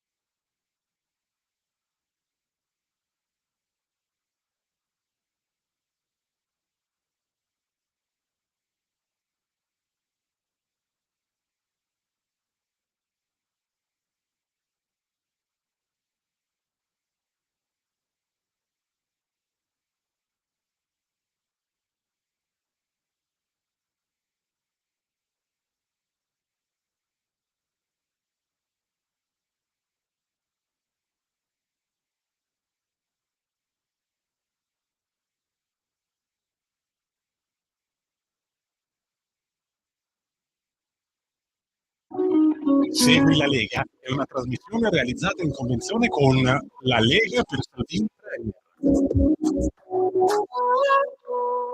Sono sul sito legaonline.it, sito legaonline.it, possono fare, firmare per sostenere chi ci difende, difendiamo chi ci difende, difendiamo chi difende gli italiani. È una firma che serve anche per dare più peso ai provvedimenti, alle proposte della Lega nel DDL sicurezza. Poi c'è il calendario della festa della Lega e poi naturalmente la possibilità di iscriversi, è molto facile, molto semplice. Se sono 10 euro, si può fare anche per non ci siete iscritti, quindi vi verrà inviata alla vostra regione per via postale. Sono poste italiane, io raccomando ampi, profondi, calorosi, gesti apotropaici alle femminucce, ai maschietti e tutti i sessi previsti che quelli non previsti, perché io sono molto inclusivo. La tessera Lega Salvini Premier, il momento di autocertificazione determinazione civica, il 2 per 1000 non vi costa nulla perché sono soldi dello Stato, ma noi possiamo dire, se non altro, lo Stato dove spenderli. Questo è un redazionale della Lega, quindi noi con il sorriso sulle labbra vi indichiamo il D43 da scrivere nella vostra dichiarazione dei redditi, nel vostro 2 per 1000. D di Domodossola, 4 il voto in matematica, 3 il numero perfetto. E poi abbiamo gli appuntamenti radio-televisivi con gli eroi della Lega e i suoi politici. Abbiamo domani alle 8 ora antelucana per chi vi parla, 8:45 radio anch'io con Claudio Durigon, sottosegretario al lavoro, che poi replica alle 9:30 su Start Sky TG 24. E poi sempre domani pomeriggio rubrica economia, emittente Sky TG 24, ore 17:15 con Alberto Gusmeroli, presidente della commissione attività produttive alla Camera. 14:31, quasi puntuali, e riprendiamo tra 5 minuti con Maurizio Tortorella e la crisi Cina-Taiwan.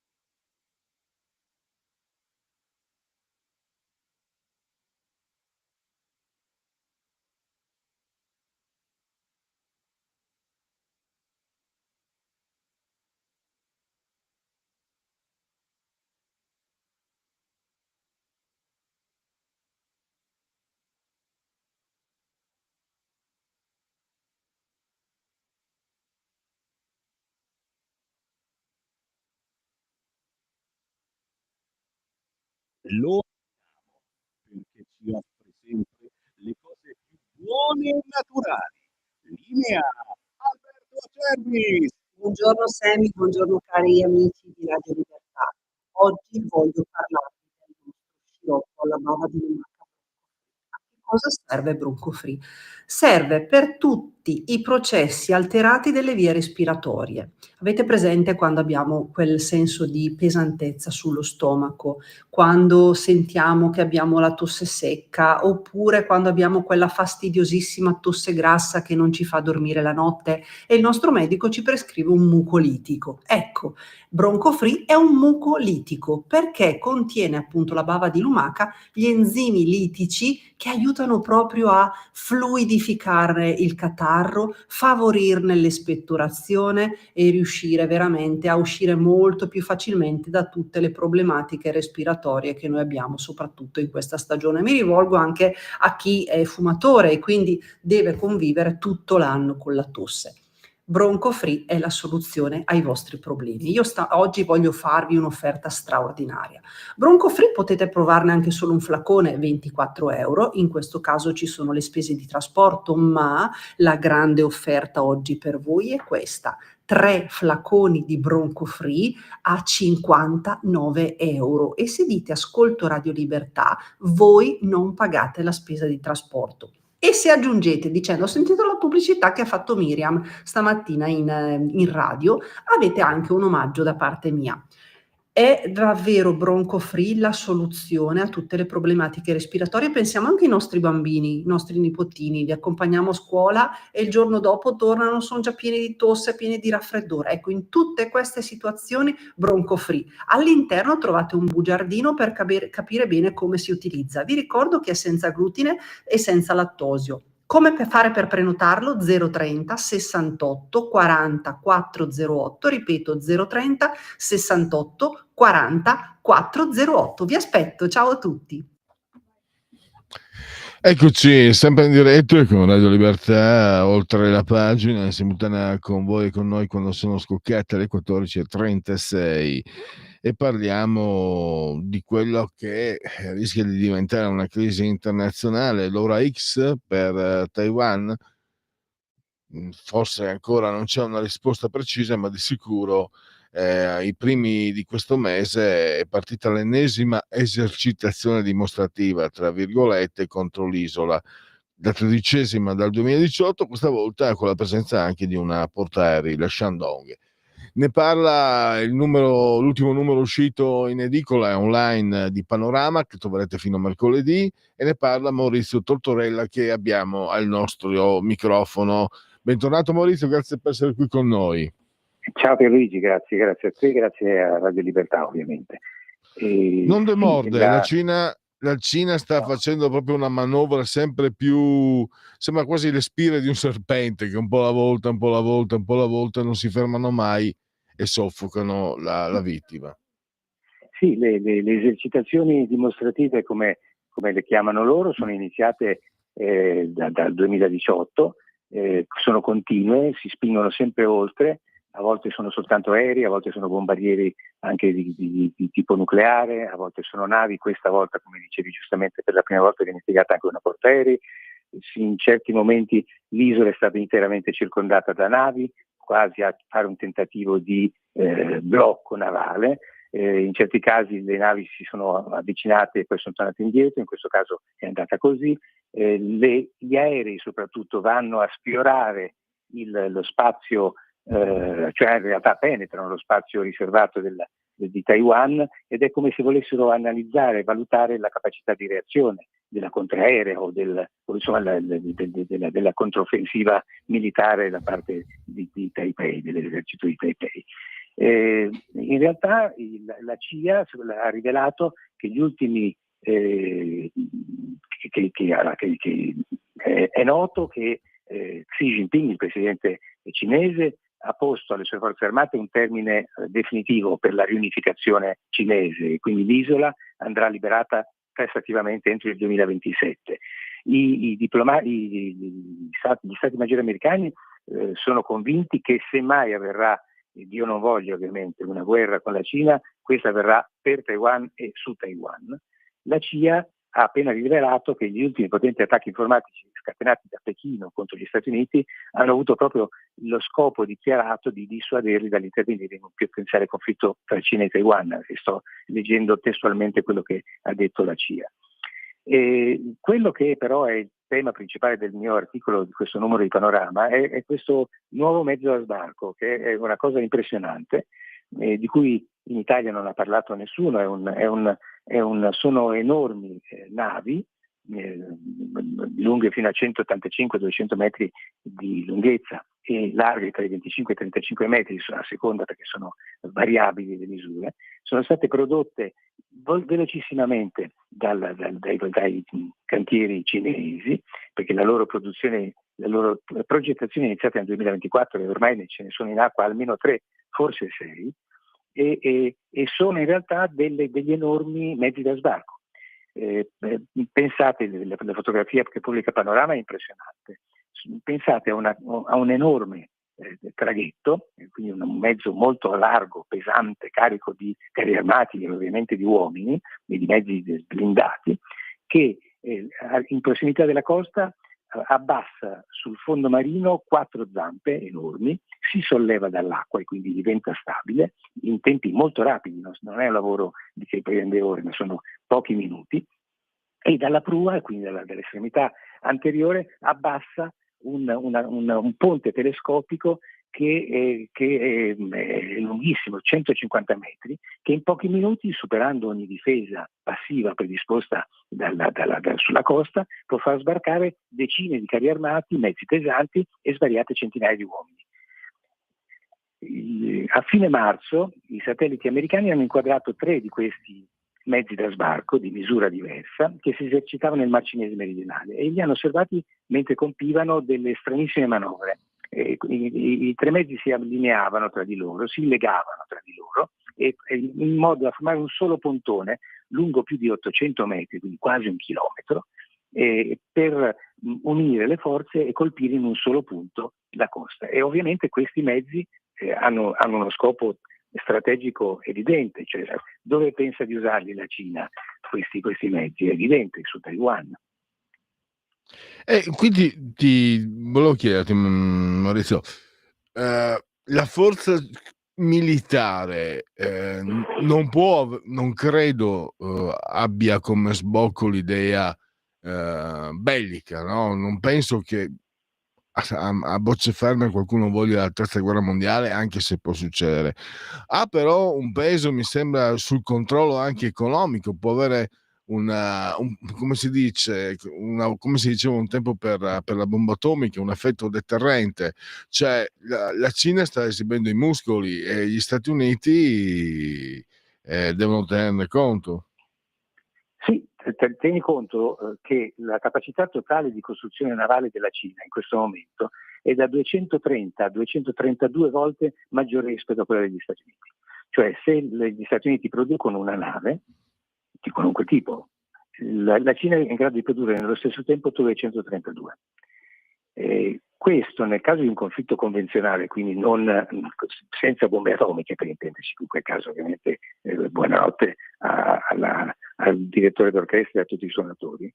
In caso di una guerra normale, cioè che potrebbe combattersi intorno a Taiwan tra navi, la Cina avrebbe un vantaggio strategico infinito, perché ovviamente le prime navi verrebbero affondate dall'una e dall'altra parte, gli Stati Uniti non sarebbero in grado di rimpiazzarle e la Cina invece sì. Ed è probabilmente su questo che in questo momento gioca la Cina, che gioca Pechino. Tieni conto che nel 2024 il solo cantiere navale di Zhangjiagang-Dao ha avuto una capacità maggiore di tutti i 4 cantieri navali militari americani insieme. Gli Stati Uniti oggi costruiscono meno di 5 grandi navi all'anno, per intenderci sono in grado di produrre un sommergibile nucleare tra queste navi, e la Cina è in grado di costruirne alcune centinaia. La Cina tanto è fortissima nella costruzione di porti. Al momento Pechino gestisce o possiede 117 porti in 43 paesi, soprattutto nel sud del mondo, e ovviamente sono porti dove al momento il loro impiego e il loro utilizzo è soprattutto commerciale, ma sono tutte basi che potenzialmente possono diventare basi militari in poco tempo. Cioè l'influenza navale della Cina, la cui flotta è superiore per numero a quella statunitense, sta crescendo in maniera non geometrica, ma esponenziale. E gli Stati Uniti hanno una flotta che continua a invecchiare. È una cosa sulla quale Panorama ha scritto più volte, perché è un tema strategico molto interessante. E il Pentagono ne è perfettamente consapevole, per cui sono mesi che continuano a chiedere alla politica un cambio di rotta e dotazioni più consone al momento. Tieni conto che poi basterebbe in realtà che la Cina, l'ho detto prima, piazzi un suo blocco navale intorno a Taiwan e soltanto con quel movimento, con quella azione, bloccherebbe l'esportazione dei microchip, che sono fondamentali, come dicevi, per l'economia di tutto l'Occidente. Lo sono anche per la Cina, ovviamente, ma potrebbe essere un problema strategico economico fondamentale. Tutti gli strumenti che usiamo ogni giorno, dal cellulare che tengo in mano all'automobile, al forno a microonde, a qualunque cosa, funziona solo grazie ai microchip. Nel momento in cui i microchip non potessero più essere esportati da Taiwan, che è il produttore all'80-85% della produzione mondiale, il sistema globale verrebbe frenato irrimediabilmente. Stavo pensando, Maurizio, anche a queste conversazioni che ho piacere di fare con te, che ai tuoi articoli. Mi è venuta in me questa idea un po' grossolana la mia, ma proprio mi confronto con te per delinearla nel modo più comprensibile possibile. Io ho l'impressione che sempre di più, soprattutto poi da quando è entrata nel WTO, la Cina stia seguendo un progetto, un programma, un piano, lo stia seguendo senza nessuna fretta, senza nessuna premura, mentre certe volte ho l'impressione che l'Occidente non ne abbia più di piani, di progetti da tanti anni. Mi sembra che con il crollo del muro di Berlino il progetto sia stato quello di puntare tutto sulla globalizzazione, sul mercato, senza però avere una pianificazione, un percorso, anche un traguardo, mentre la Cina, ho l'impressione, anche grazie ai tuoi articoli, perché tanti hai detto bene e mi piace sottolinearlo, se non leggo Panorama, tante cose sulla Cina io non le saprei, ecco, e questo va detto, e vi ringrazio te e tutta la redazione per tenerci al corrente, perché qui sono gli equilibri che ci aspettano nell'immediato futuro, gli equilibri mondiali. Ti ringrazio, effettivamente è uno sforzo che facciamo, è un tema che mi appassiona moltissimo. Sono stato in Cina molti anni fa e mi ha sorpreso, una delle cose che mi ha sorpreso di quel paese è la militarizzazione estrema. Tu giri per Pechino, ma per qualunque altra città, e l'esercito è ovunque, è proprio una società che sembra un formicaio. Ci sono le formiche lavoratrici e ci sono le formiche soldato, ovunque. Mezzi militari, esercitazioni in corso, convogli militari sulle strade periferiche intorno alle città, basi militari. È proprio una società che ha quell'impronta molto evidente. Tu dicevi l'Occidente sembra sonnecchiare di fronte a questo progetto invece che è molto limpido. Lo è sicuramente da quando nel 2012-2013 Xi Jinping è diventato presidente della Repubblica Popolare e capo del Partito Comunista Cinese, perché le sue idee in materia sono molto, molto forti e molto, molto precise. Lui ha sicuramente ambizioni egemoniche, lo ha descritto più volte nei suoi discorsi, che tra l'altro sono diventati parte integrante della Costituzione cinese e sono rivolti a quel tipo di prospettiva. Ha impresso all'economia cinese una direttive che l'hanno riportata indietro di molto tempo rispetto alle aperture liberali di Deng Xiaoping degli anni dei suoi predecessori. Ma l'ambizione è proprio quella di diventare la prima potenza al mondo, il rischio è evidente che una seconda potenza che voglia diventare prima potenza superando gli americani possa creare attriti adeguati, ahimè, a creare un conflitto non soltanto commerciale come avviene ormai da parecchi anni, e non soltanto diplomatico ma anche militare. Ed è su questo che l'America sta mostrando in questo momento e sempre di più una fragilità impressionante. Poi trovo anche, adesso rischio di esagerare, mi verrebbe voglia di dire sospetto, però trovo davvero, oltre al silenzio che si fa sulla Cina, no? Ripeto, se non ci sono i tuoi articoli, anche il fatto, per esempio, in Cina abbiamo una minoranza, però credo sia più di 1 milione di persone, di musulmani, gli uiguri, che sono perseguitati, che sono tormentati. Allora, i musulmani della striscia di Gaza, i palestinesi, gli occidentali scendono in piazza per difenderli. Di questi non ne parla nessuno. Poi abbiamo la situazione di Taiwan, abbiamo i laogai. Io, nel mio piccolo, Maurizio, sono un tuo allievo, perché dei laogai ne abbiamo parlato quando eravamo a Radio Padania, non con te, non mi sembra con te, comunque nel 2007-2008, quindi quando in tempi non sospetti, però non ne parla nessuno e poi nessuno ne ha più parlato. Poi il fatto che le condizioni di lavoro in Cina non siano assolutamente quelle che poi ti portano ad avere una competizione regolare sul mercato.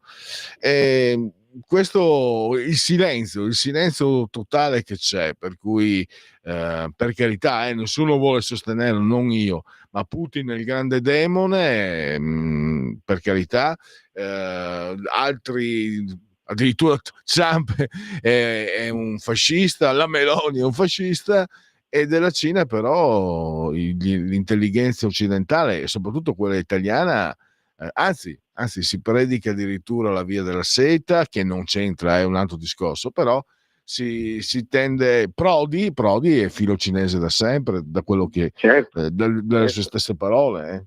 Prego, certo, una tua Conte opinione. è il Presidente del Consiglio unico in Europa che ha siglato accordi con la Cina nel 2019.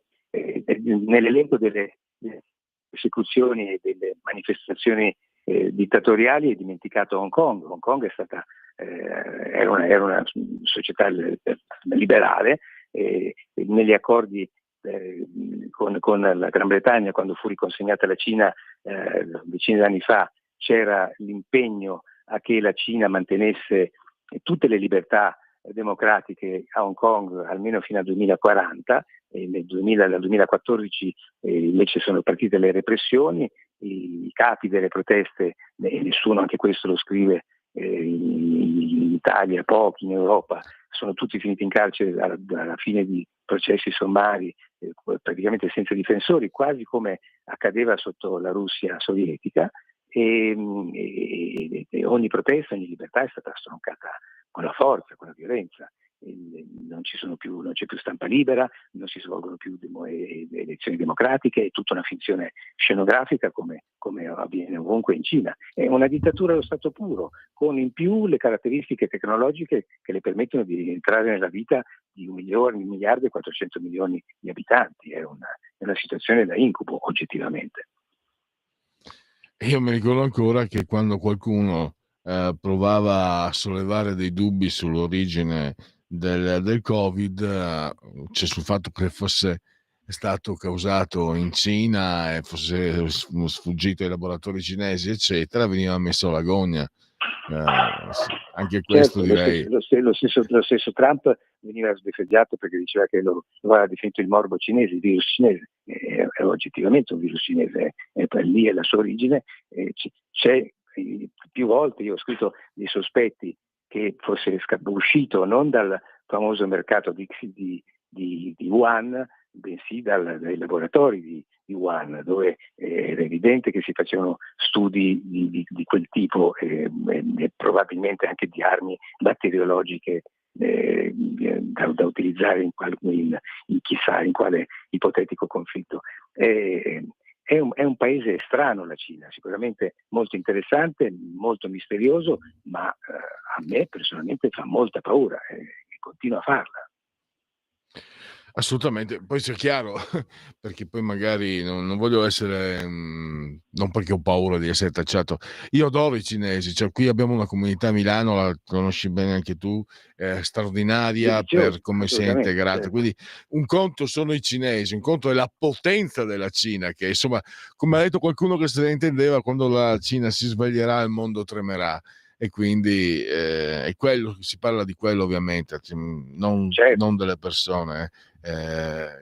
Ovvio. E questo è ovvio, ma ogni tanto sai, bisogna chiarirlo, perché in giro c'è gente che non ci mette né uno né due a rovesciare accuse di stiamo parlando della dittatura cinese, dei vertici del partito comunista di Pechino, dei vertici militari che sono a loro collegati, di Xi Jinping e di quella che un tempo sarebbe stata chiamata la sua cricca. Questo è il termine che veniva usato. È vero.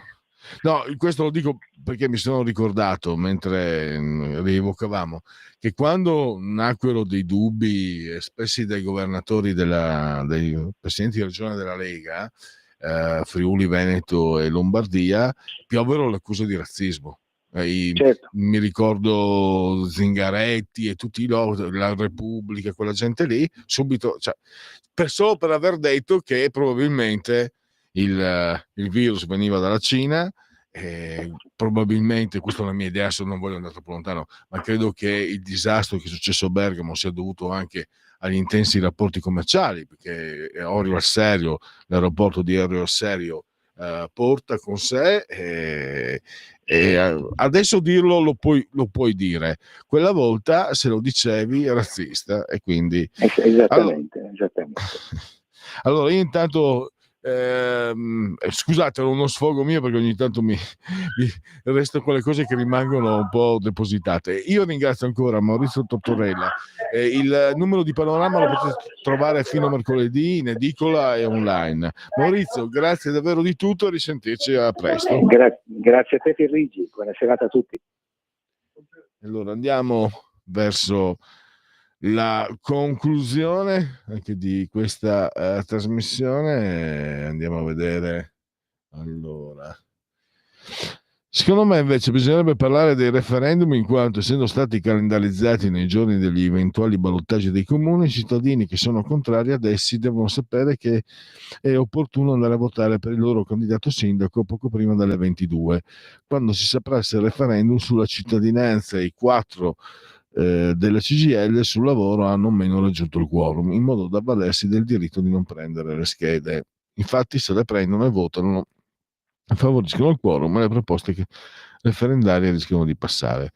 Questa è Carlina. Io non ho deciso niente, non sono arrivato a conclusioni, non mi sono ancora posto il problema del referendum, quindi benvenuti le vostre opinioni e le vostre valutazioni.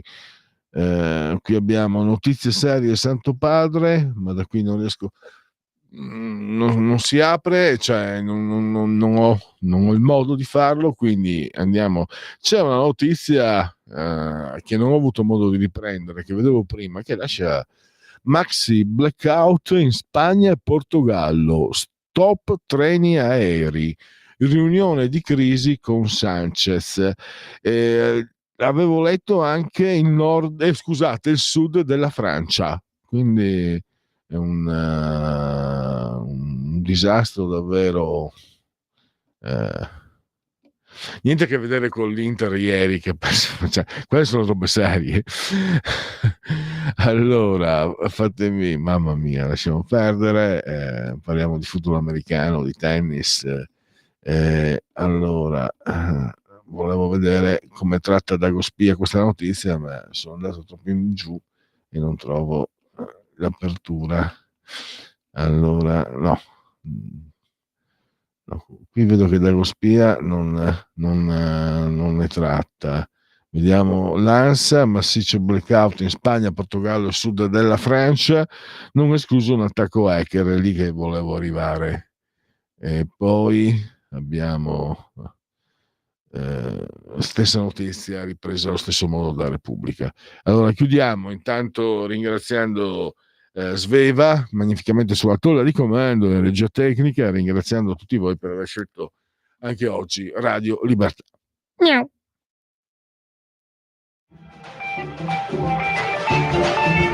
Avete ascoltato Oltre la pagina.